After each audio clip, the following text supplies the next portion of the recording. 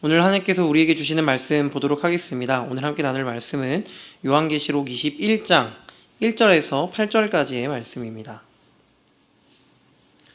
또 내가 새 하늘과 새 땅을 보니 처음 하늘과 처음 땅이 없어졌고 바다도 다시 있지 않더라. 또 내가 보매 거룩한 성 새 예루살렘이 하나님께로부터 하늘에서 내려오니 그 준비한 것이 신부가 남편을 위하여 단장한 것 같더라.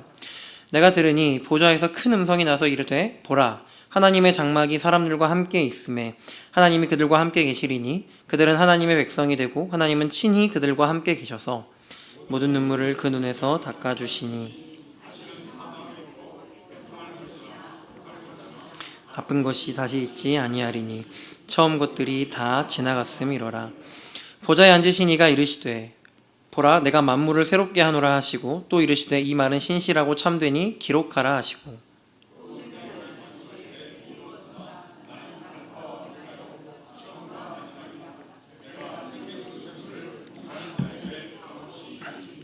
이긴 자는 이것들을 상속으로 받으리라. 나는 그의 하나님이 되고 그는 내 아들이 되리라.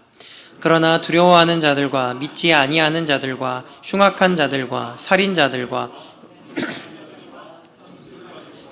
우상 숭배자들과 거짓말하는 모든 자들은 불과 유황으로 타는 못에 던져지리니 이것이 둘째 사망이라. 아멘. 새 하늘과 새 땅, 새 예루살렘이라고 하는 제목으로 말씀을 나누도록 하겠습니다. 이단들이 많습니다. 이단들이 참 많죠. 근데 저는 개인적으로 이단들을 이렇게 쭉 보면은 참 속상한 것이 있습니다. 뭘 것 같으십니까? 뭐가 속상하냐면요. 이름이 참 속상합니다. 이름이. 좋은 것들은 다 갖다 써가지고, 참, 가장 그 중에서 또 중요한 것 중에 하나가 하나님의 교회. 얼마나 이름이 좋은데요. 근데 하나님의 교회라고 하면은, 괜히 조금, 마음이 더 어려워지고, 여호와의 증인. 와, 얼마나 멋진 이름입니까? 여호와의 증인. 기쁜 소식 선교회라고 들어보셨나요? 기쁜 소식 선교회라고 이제 구원파 계열 이단인데 기쁜 소식 선교회. 와, 이 선교단체 이름이 기쁜 소식 선교회면 얼마나 이름이 멋질까요? 구원파. 와, 구원파. 그런데 저는 개인적으로 이 중에서 최고봉이 사실 신천지라고 생각을 합니다. 왜냐하면은 이 신천지의 이름의 의미가 새 하늘과 새 땅이라는 의미를 가지고 있잖아요. 이 땅에 임하게 될 하나님의 나라, 그리고 하나님이 마지막 때에 이루실 이 새 창조의 완성, 그것을 표현하는 것이 이 새 하늘과 새 땅, 신천지라고 하는 이름인데 참 이단들이 그런 이름들을 가져다가 쓰니까 참 마음이 아픈 것 같습니다. 우리는 훗날 새 하늘과 새 땅을 보게 될 것입니다. 그게 언제일지 우리는 알지 못하지만 하나님은 반드시 우리에게 그 새 하늘과 새 땅을 누리게 하실 것입니다. 이단 신천지가 아니고요. 정말 하나님께서 우리에게 누리게 하실 새 하늘과 새 땅, 진짜 신천신지가 있을 것이라고 하는 것이죠. 새 하늘과 새 땅에 임하는 그 새 예루살렘, 우리는 그것을 누리고 살아가게 될 것입니다. 끝까지 주님을 의지하며 그들의 믿음을 놓지 않은 그리스도인들이 누리게 될 이 새 하늘과 새 땅, 그리고 새 예루살렘, 오늘 본문은 그것들에 대한 이야기들을 담고 있는 말씀입니다. 그렇다면 오늘 본문에서 묘사되고 있는 이 새 하늘과 새 땅, 그리고 새 예루살렘의 모습은 과연 어떤 모습일까요? 그리고 이 말씀을 바라보며 우리는 어떤 것들을 기억을 해야 할지 말씀을 보면서 확인을 해보도록 하겠습니다. 먼저 오늘 본문 1절의 말씀은 이렇게 이야기를 하고 있는데요. 또 내가 새 하늘과 새 땅을 보니 처음 하늘과 처음 땅이 없어졌고 바다도 다시 있지 않더라 라고 이야기를 합니다. 요한은 새로운 환상을 봅니다. 곧 새로운 하늘과 새로운 땅을 보게 되죠. 처음 하늘과 처음 땅은 없어졌고 이제 새로운 하늘과 새로운 땅이 생겨났다라고 요한은 이야기를 하고 있습니다. 여기서 우리가 이 새 하늘과 새 땅, 그리고 새 예루살렘, 이 본문 안에 같이 등장을 하게 되는데 이것을 조금 구분할 필요가 있습니다. 뭐냐면요. 새 하늘과 새 땅이 이꼴 새 예루살렘인 게 아닙니다. 새 하늘과 새 땅이 있고 새 예루살렘이 있는 것인데 새 하늘과 새 땅이라고 하는 것은요. 하나님께서 이 새롭게 창조하신 이 우주 전체, 이 모든 피조 세계를 가리키는 말입니다. 인간의 타락이 이 피조 세계 전체에 영향을 미친 것 같이 하나님의 구원 또한 이 피조세계 전체를 대상으로 한 것이었죠. 이제 세상은 마지막 때에 하나님이 기뻐하시던 그 모습대로 다시 새롭게 변화되게 된 것입니다. 이것을 잘 보여주는 표현이 뭐냐면 1절 하반절에 있는 바다가 없었다라고 하는 말씀입니다. 새하늘과 새 땅에는요 바다가 없다라고 1절에서는 이야기를 하고 있습니다. 그런데 왜 바다가 없는가? 요한계시록 전체적으로 이 바다라고 하는 것은요 이미지가 조금 부정적입니다. 예를 들어서 가장 중요하게 우리가 생각해야 되는 점이 뭐냐면 이 두 마리의 짐승이 있었죠. 근데 그 중에서 이 첫째 짐승이 바다에서 나오는 짐승입니다. 그래서 요한계시록 안에서는요 이 짐승이라고 하는 것이 바다라고 하는 것이 악한 존재의 근원 그리고 악의 상징을 가지고 있습니다. 그런 면에서 이 새하늘과 새 땅이 어떤 공간이냐, 어떤 피조세계냐, 더 이상 악한 것들이 존재할 수 없는, 존재하지 않는 하나님께서 새롭게 하신 이 하늘과 땅이 바로 이 새하늘과 새 땅이라고 할 수가 있을 것입니다. 그리고 이 새하늘과 새 땅은 새 예루살렘의 배경이 되는 곳을 의미를 합니다. 본문 2절의 말씀을 함께 읽어보도록 하겠습니다. 2절입니다. 시작. 또 내가 봄에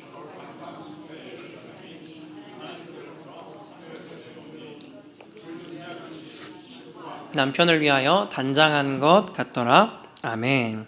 여기서 요한은 새하늘과 새 땅을 본 이후에 그곳을 배경으로 새 예루살렘이 그 하늘에서 내려오는 환상을 이제 보고 있습니다. 여기서 우리는 이 새 예루살렘이 무엇인가를 2절 말씀에서 확인을 할 수가 있는데요. 2절 하반절에 보면은 그 준비한 것이 신부가 남편을 위하여 단장한 것 같더라 라고 그렇게 말씀을 하고 있습니다. 그러니까 이 새 예루살렘이 남편을 둔 신부라고 이야기를 하고 있는 것입니다. 새 예루살렘이 신부라고 하는 것은요 우리가 읽진 않았지만 요한계시록 21장 9절 말씀 이하를 봐도 똑같이 등장을 하고 있습니다. 이 9절 이하의 말씀을 보면은 이 새 예루살렘이라고 하는 이 새 예루살렘 성인데요. 이 성의 모습이 어떠한지를 자세하게 묘사를 하고 있습니다. 그 중에서 방금 나왔던 9절과 10절 말씀을 보면은 이런 이야기를 하고 있습니다. 7대접을 가지고 마지막 7재앙을 담은 7천사 중 하나가 나와서 내게 말하여 이르되 이리 오라 내가 신부 곧 어린 양의 아내를 내게 보이리라 하고 성령으로 나를 데리고 크고 높은 산으로 올라가 하나님께로부터 하늘에서 내려오는 거룩한 성 예루살렘을 보이니 라고 이야기를 합니다. 천사가 요한에게 와서 뭐라고 얘기를 하냐면 내가 신부 곧 어린 양의 아내를 너에게 보여주겠다 라고 이렇게 얘기를 합니다. 그런데 그러면서 보여준 게 뭐였냐면은 어떤 실제 사람이나 인간의 환상이 아니고 하나님께로부터 하늘로부터 내려오는 거룩한 성 예루살렘, 본문 2절에 나오는 거룩한 성 새 예루살렘의 모습을 요한에게 보여줍니다. 즉, 이 새 예루살렘은 어린 양의 신부라고 하는 것이죠. 그런데 신약 성경에서 어린 양의 신부다라고 하면은 이것이 의미하고 상징하는 것은 딱 한 가지밖에 없습니다. 혹시 그것이 뭔지 알고 계시나요? 바로 교회입니다. 교회입니다. 이 결론적으로 새 예루살렘이라고 하는 것은 완전하고 영원한 상태, 하나님께서 이 세상 만물의 끝을 우리에게 주시며 완전하고 영원한 상태로 만드신 교회, 이 교회의 마지막 상태가 바로 이 새 예루살렘의 의미입니다. 하나님의 신실한 백성이자 마지막 때까지 그들의 믿음을 지켜낸 교회 공동체가 바로 이 새 예루살렘이라고 하는 것이죠. 그런데 사실 오늘 본문에서 이 새 예루살렘의 정체가 뭐냐라고 하는 것도 중요하겠지만 사실은 그것보다 조금 더 중요한 것이 있습니다. 그게 뭐냐면요, 새 예루살렘이란 어떤 곳인가가 더 중요합니다. 새 예루살렘의 정체도 중요하지만 그래서 그 새 예루살렘은 어떤 곳인데가 중요하다라고 하는 것이죠. 우리는 보통 흔히 죽어서 영원히 사는 곳, 천국이라는 것을 흔히 얘기를 하죠. 우리가 흔히 부르는 이 천국이 바로 이 새 예루살렘인데, 그럼 과연 그곳이 어떤 곳이기에 천국, 하나님의 나라, 또 낙원 이런 식으로 부르는 것일까요? 우리는 이 새 예루살렘이 어떤 곳인지에 대해서 이 이름 자체, 새 예루살렘이다라고 하는 이름 자체에서 그 의미를 확인할 수가 있습니다. 여러분, 왜 하필 요한이 보게 된 이 환상 가운데에서 하나님께서는 이 땅의 마지막 때에 임하게 될, 그리고 모든 그리스도인들이 누리게 될 천국을 새 예루살렘이라고 표현을 하셨을까요? 다른 것들이 많잖아요. 예를 들어서 그때 당시에 좀 부정적인 이미지긴 하지만 계시록 안에서 굉장히 거대한 도시였던 로마 도시 같은 걸 생각할 수도 있고요. 애굽 같은 곳을 생각할 수도 있을 텐데 왜 하필 예루살렘을 이야기하고 있었을까요? 물론 이 이스라엘 백성들에게 예루살렘이라고 하는 도시 자체는 굉장히 중요한 도시였습니다. 또 구약 성경에도 예루살렘에 대한 이야기가 많이 나오기 때문에 그랬지 않았을까라고 생각을 할 수도 있죠. 그것도 맞는 말입니다. 그런데 왜 예루살렘은 이스라엘 백성들에게 중요한 도시였을까요? 그것은 예루살렘에 무엇인가가 있었기 때문입니다. 사실 예루살렘 자체도 중요했겠지만 이 예루살렘에 있었던 무엇인가 때문에 이스라엘 백성들은 예루살렘을 굉장히 중요한 곳으로 생각을 했습니다. 이것이 없으면 예루살렘에 사람들이 모일 이유도 없고요. 이 모든 사람들은 1년에 3번씩은 꼭 이 예루살렘에 모여야 했습니다. 바로 이곳에 모여야 했기 때문이죠. 혹시 어딘지 아시겠나요? 바로 성전입니다. 오직 예루살렘에만 있었던 그것, 이스라엘 백성들의 삶과 신앙의 중심이 되었던 건물인 바로 성전입니다. 이 성전 건물은 이스라엘 백성들의 삶의 중심이 되었던 건물이었습니다. 근데 왜 그랬을까요? 왜냐하면 성전은 하나님의 임재를 나타내는 상징이었기 때문입니다. 그들이 하나님의 백성이며 하나님이 언제나 그들과 함께 하심을 상징하는, 의미하는 건물이 바로 성전 건물이었습니다. 그래서 성전이 있었던 예루살렘은 이스라엘 백성들에게 어떤 의미였느냐? 하나님이 우리와 함께 계신다라고 하는 것을 나타내는 도시가 바로 예루살렘이었습니다. 바로 이것이 오늘 본문에서 천국을 새 예루살렘이라고 부르는 이유입니다. 예루살렘은 성전이 있는 도시였기 때문에 하나님께서 함께 하시는 곳이라는 의미가 있었습니다. 그리고 이것은요, 새 예루살렘 또한 마찬가지입니다. 물론 우리가 읽진 않았지만 오늘 본문 22절 말씀을 보면은 새 예루살렘에는 성전이 없다라는 말씀이 나오고 있거든요. 그런데 그것은 이 하나님과 어린 양 예수께서 친히 성전이 되셨기 때문이라고 본문이 얘기합니다. 그 성 안에 거하는 이들과 하나님께서 함께 하시는 곳, 그것이 바로 새 예루살렘이고요.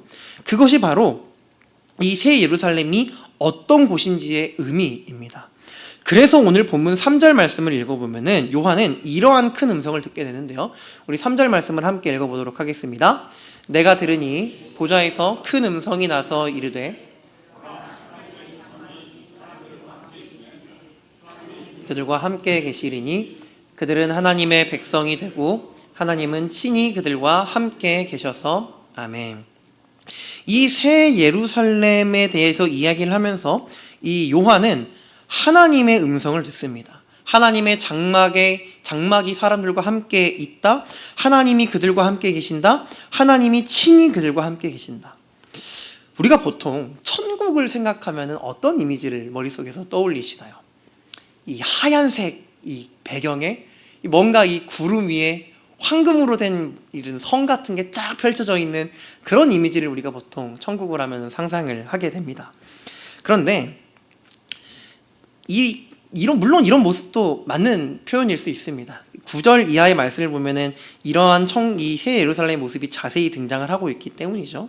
그러나 천국이 천국인 이유, 새 예루살렘 낙원이 되는 이유는 그곳이 휘황찬란한 보석으로 되어 있기 때문이 아니라 우리가 그곳에서 하나님과 함께 할 것이기 때문에 그곳이 천국입니다. 우리가 그곳에서 하나님과 함께 할 것이기 때문에 그곳은 낙원입니다. 우리가 그곳에서 하나님과 함께 할 것이기 때문에 그곳이 바로 하나님의 나라입니다. 오늘 본문 3절 말씀을 보면은 하나님께서 그들과 사람들과 성도들과 함께 계신다라고 하는 말이 한 절에 3번이 반복이 됩니다. 하나님의 장막이 사람들과 함께 있다. 하나님이 그들과 함께 계신다. 하나님이 친히 그들과 함께 계신다. 이것이 새 예루살렘이 어떤 곳인지 그곳의 참된 의미입니다.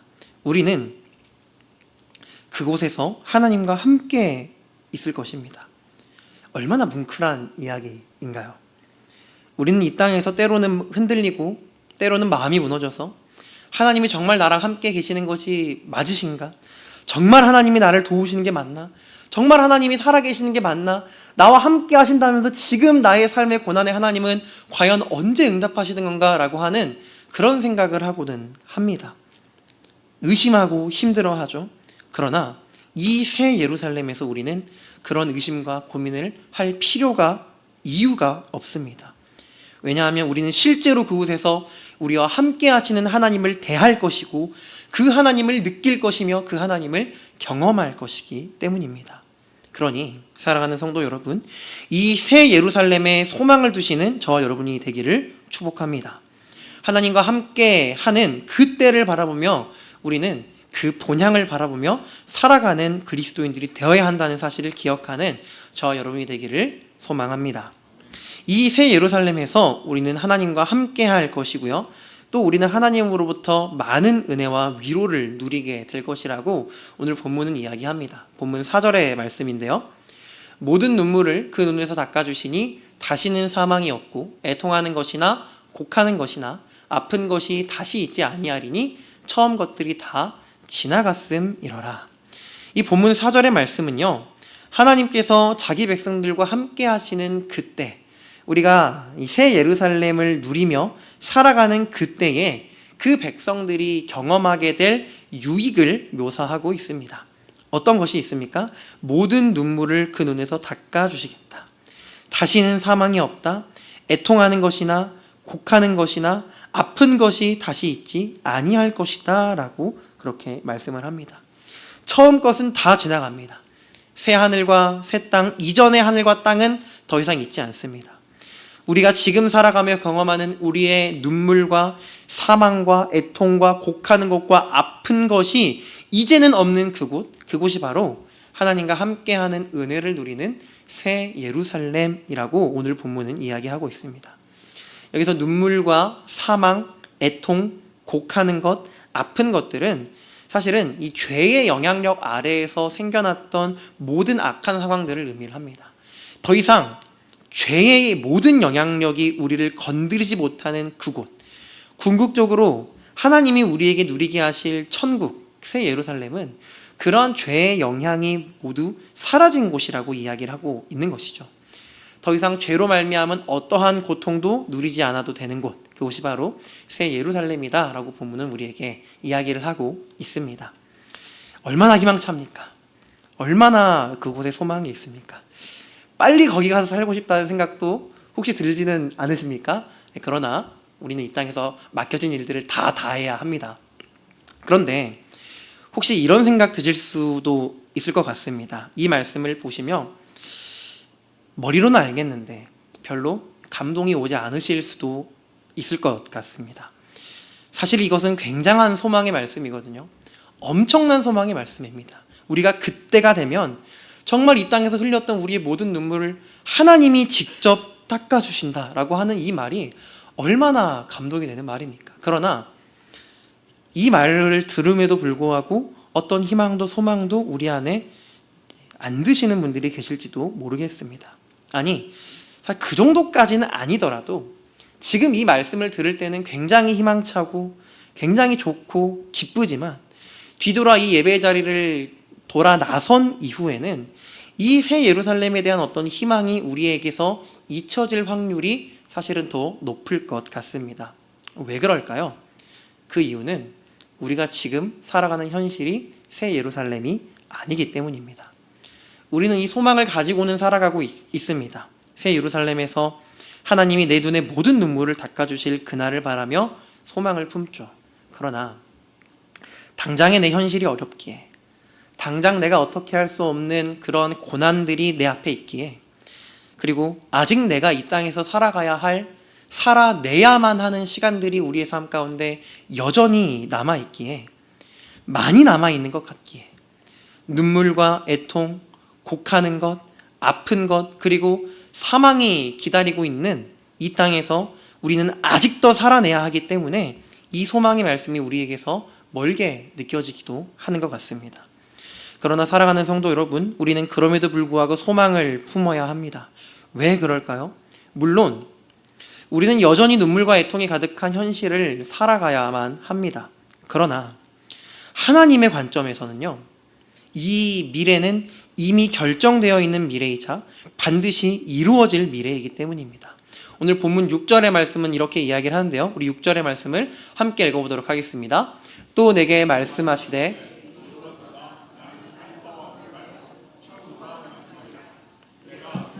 샘물을 목마른 자에게 값없이 주리니. 아멘. 보좌에 앉으신 하나님께서 요한에게 계속해서 말씀을 하십니다. 이루었도다. 나는 알파와 오메가요, 처음과 마지막이라 라고 말이죠. 이 말씀은 현실의 눈물과 애통 앞에서 눈물과 애통이 없는 그 나라를 바라지 못하는 그런 우리를 향한 하나님의 선포입니다. 너희의 당장의 현실은 그렇게 느껴진다 할지라도, 여전히 너희의 눈에서 흐르는 눈물을 닦아줄 자 하나 없으며 아직도 이 땅에서 애통하며 그렇게 살아가고 있는 현실을 여전히 마주하고 있다 할지라도 나는 다 이루었다. 너희의 현실에서는 아직 많이 남아있는 것처럼 느껴진다 할지라도 나는 이미 다 이루었다.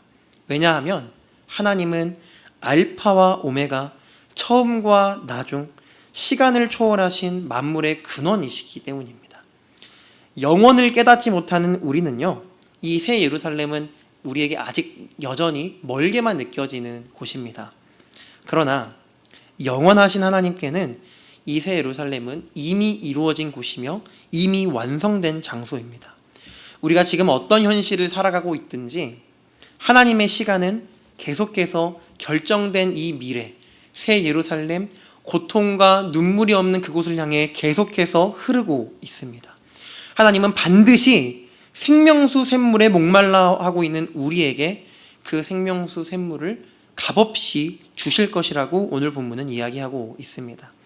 그러니 사랑하는 성도 여러분, 저와 여러분의 삶 속에 여전히 남아있는 눈물들, 그 누구도 알아주지 못하는 나의 애통함, 곡하는 것, 아픈 것, 사망의 권세로 인해서 이루어질 새 예루살렘을 마주하지 못하고 계시지는 않으십니까? 오늘 하나님께서 우리에게 말씀하시는 이 말씀을 마음에 새기시기를 주님의 이름으로 소망합니다. 하나님의 시간은 계속해서 흐르고 있습니다.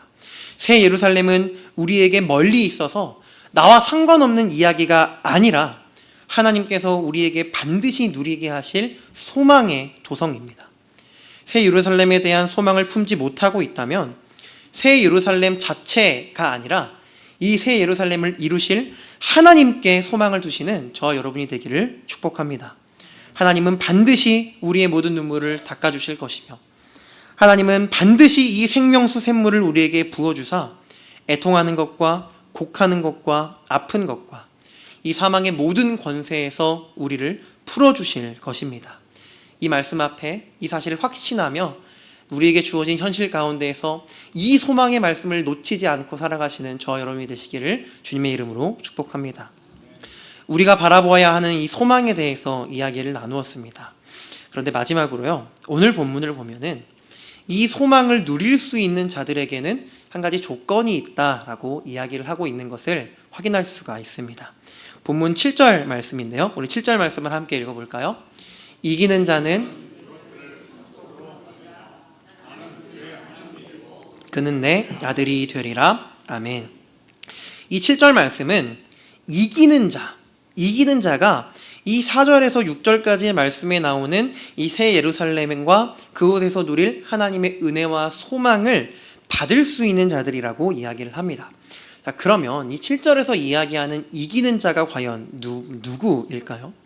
우리는 이미 계시록의 앞선 말씀에서 살펴보았지만 이 이기는 자는요, 음녀와 이 바벨론, 짐승과 용으로 대표되는 이 악한 세상과 그 영의 세력들에게 무너지지 않고 그들의 믿음과 신앙을 지켜낸 자들, 곧 마지막 때를 살아낼 주님의 백성, 우리 교회된 그리스도인들을 말합니다. 하나님께서는 이 마지막 때에 자신들의 신앙을 지켜낸 성도들을 향해 이렇게 마땅한 복과 은혜를 허락하신다고 말씀하고 계신 것입니다. 그런데 반면 그런 은혜를 받지 못하는 이들 또한 명확하게 제시가 되고 있습니다. 본문 8절의 말씀인데요. 우리 8절의 말씀도 함께 읽어보도록 하겠습니다. 그러나 두려워하는 자들과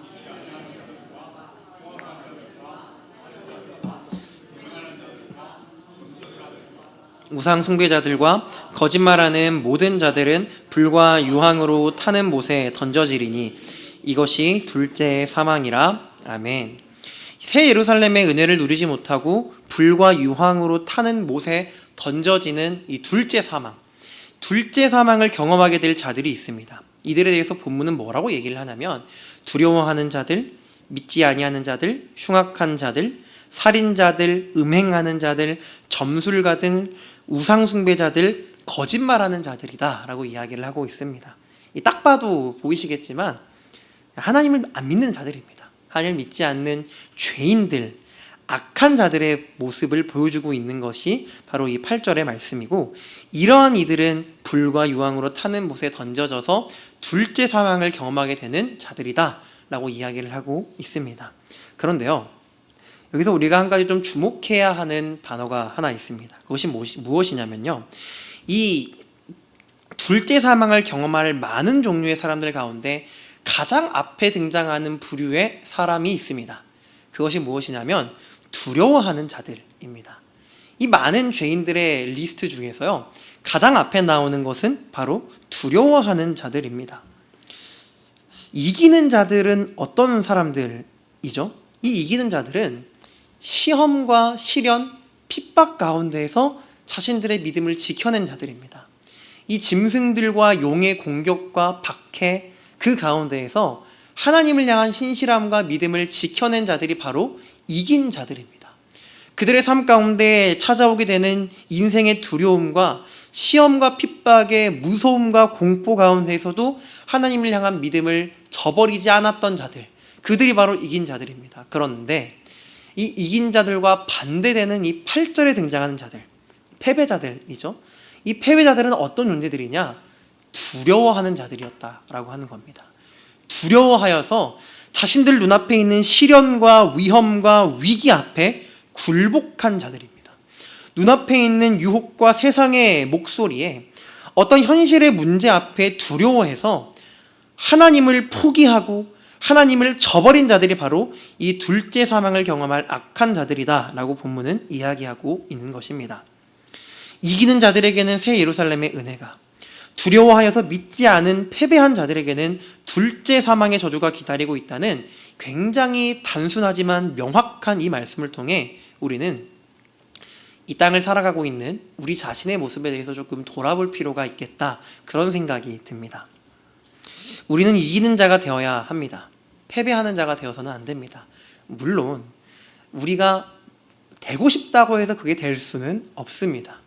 구원은 오직 예수 그리스도의 은혜로만 말미암아 가능한 것이기 때문에 내가 이기는 자가 되어야 한다라고 하는 것은 하나님의 전적인 은행의 선물로 가능한 것입니다. 우리는 두려워하는 자들이 되어선 안 됩니다. 하지만 이것 또한 당연하게도 유혹 앞에 넘어지지 아니하는 나의 어떤 행위가 이 이기는 자의 구원을 만들어내는 것은 아닙니다. 그러나 그저 우리는 구원받은 그리스도인으로서 이 이기는 자라고 하는 이름에 걸맞는 삶을 살아가야 하는 사람들이 되어야 한다는 것입니다. 그렇다면 저와 여러분들의 삶은 과연 이 이기는 자들, 두려움 앞에서도 하나님을 향한 신실한 믿음을 지켜낸 자들이라는 이름에 걸맞는 삶을 살아가고 있는가? 그것을 우리는 돌아볼 필요가 있을 것입니다.